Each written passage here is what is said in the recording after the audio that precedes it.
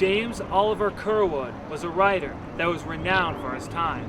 Even by the age of 9, he had written a novel of 200,000 words. Always fascinated with writing ever since he was a little boy. Right behind me is this famous writing studio, a castle right here in central Michigan. This is the story of the Curwood Castle.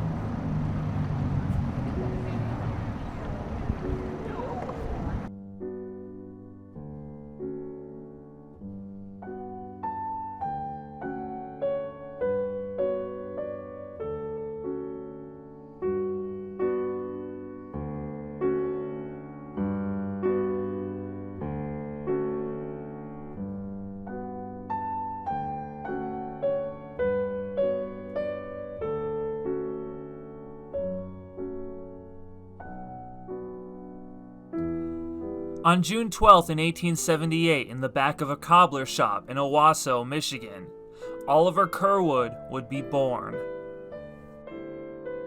At 16 years of age, on October 21st of 1894, his very first story, The Terror of Athabasca, would be published.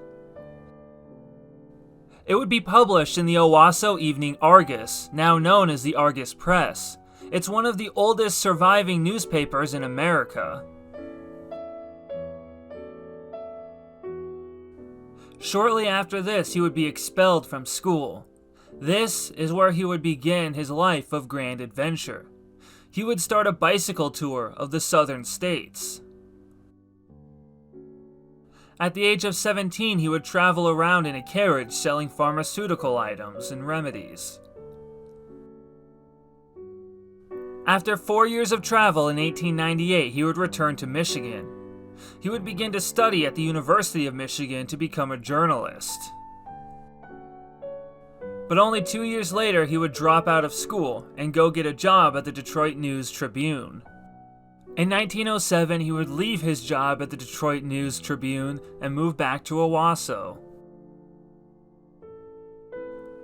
In the year 1908, he would publish his first and second novel, The Courage of Captain Plum and The Wolf Hunter, respectively. Curwood would construct his new home in Owosso in the year 1909. In 1910, he traveled to Hudson Bay. His time there would inspire many books, including Philip Steele of the Royal Mounted, The Valley of the Silent Men, and many more. In 1914, the book Kazan would be published.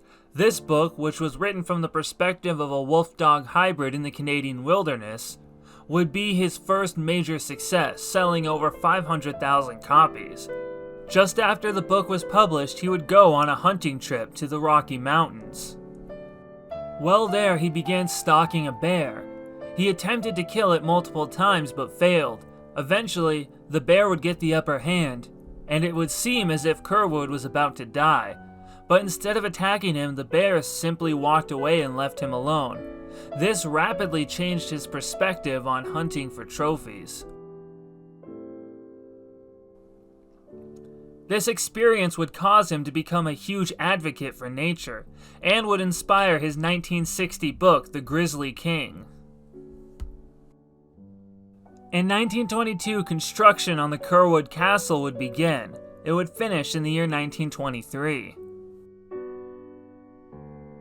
He would write many books from his castle. On August 13th of 1927, James Oliver Curwood would pass away.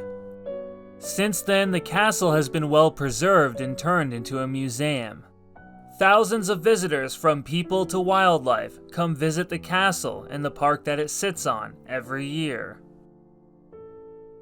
James Oliver Curwood and his castle are now an integral part of Owosso's culture and history.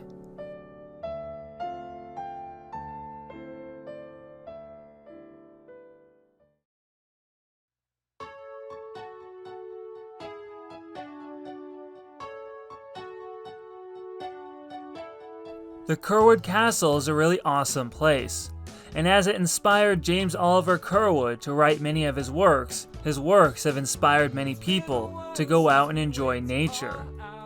James Oliver Curwood and his castle that sits in Owosso will never be forgotten. Let's try it out, let's make it count, let's start a fire tonight. Let's try something we've never done before. We got too comfortable, love can be a chore. Why don't you hurt me? Why don't you hurt me? Why don't you try and see what happens when you hurt me?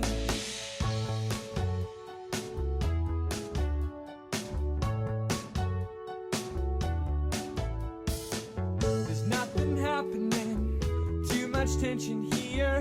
Have we lost the spark? We'll make it reappear. We're just rusty, babe, don't you worry, dear. We'll start off slow, embrace the fear. Let's try something we've never done before. We got too comfortable, love can be a chore. So why don't you hurt me? Why don't you hurt me? Why don't you try and see what happens when you hurt me?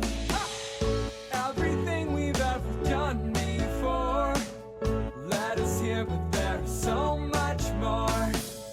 Why don't you hurt me? Why don't you hurt me? Why don't you try and see what happens when you hurt me? Look at this dude out here just shouting. He doesn't even know what he's talking about. He's just a quack. See what I did there?